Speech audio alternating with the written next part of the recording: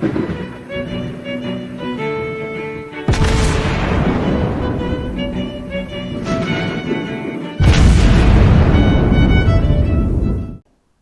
everyone, and welcome back to World of Warships Blitz with Terry. Today, in a random battle, I will be out in my Hindenburg in the Tier 10 German heavy cruiser. And I like the Hindenburg, it's a good ship. I've picked this battle because it's the Hindenburg, but not because I'm doing particular Hindenburg things, but because it fits so nicely into the assault cruiser role that I made a video about recently. But you'll see what I'm talking about. It's a 5v5. We are playing base capture and hourglass against double Missouri, a Marco Polo in a division. So these three are probably dangerous. Petro and a Z-52. We do not have a destroyer on our team, so that's going to get interesting. But let's go and see how this turns out. Yeah. So the assault cruiser role. If you remember this video, I did say that like you're taking opportunities and helping out where your team needs you, but aggressively, rather than by using your skills. Anyway, I'm spawning in the center. So let's see. We don't have a destroyer. We've got Ruprecht and Yama on the left flank, so I'm gonna probably hang slightly left. Let's see where everybody is going. So Ruprecht is going middle, which means Yama is going to be alone. That's a bot.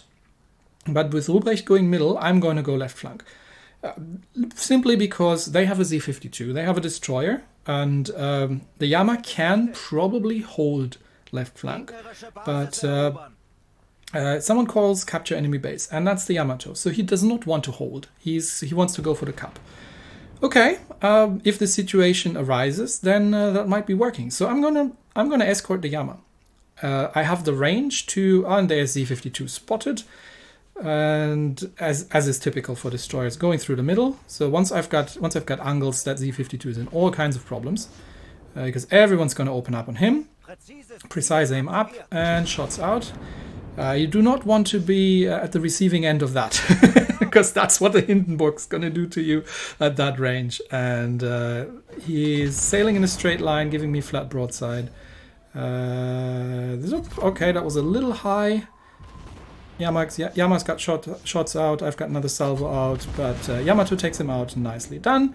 So that Z is dead, which means this flank is now probably open, because the triple battleship division is on the other side. So, remembering what Yama said, there's Petro, let's push Petro. Now, ideally, Yama would tank, because Petro has other things to do, and he's got the hit points. But let's see how this plays out, because here's where it gets interesting. Here's where the assault cruiser role sort of comes in. Petro is relatively heavily armored and for a cruiser. It's not a battleship, but I can still hurt that thing, no problem. But he is shooting at me instead of the Yama that's sitting right in front of me. And probably because he assumes that he can do more damage to me. Now, the triple battleship division is already at our cup. We need to rush the cup because this is going to turn into a base trade. The rest of our team is going to try and hold, but unfortunately Yama is taking the long way. I would have loved to push towards the cup at this point, so I'm going to have to, while we are shooting at the defensive Petro here, I'm going to have to cut him off. Sorry for that, by the way, but you're going the wrong way. We need to rush the cup because if that triple battleship division gets through there, then that's just a bot destroyer in our cup, so we don't have to worry about that one. But if that triple battleship div gets through there, we need to make it into the enemy cup first. So that Petro needs to die, and unfortunately Yama is going the long way around. He's not going for the cup because there's no reason for him not to do this. He could follow me, but generally I would rush the Petro at this point in the Hindenburg, because the Petro has dangerous guns at this range against a cruiser, and fully broadsiding me. Yeah, this is a fair fight. Even he's going defensive against the Yamato as he has to, because Yamato is more dangerous, but he can hurt. He can put the hurt on very much on me as well. But I don't have a choice. I don't have the time to torpedo rush him because I need to get into the cup before the triple battleship division does the same on the other side. So I'm trading with Petro now. And unfortunately, the fire support from the Yamato is sort of lackluster because also A, the Petro is defensive, and B, he's not in the right position. As you can see, the Yama shells fall short, don't do an awful lot. Precise aim up, last salvo out. If I can get him... Oh, come on! He survives on almost no health, so that means I have to survive the next salvo. Yep, that hurt, but I think I've got him. Okay, that was closer than it needed to be, but now I'm in the cup, and now that just leaves the triple BB division, and the rest of our team has actually held on back in our capture circle for now. There goes to Seattle.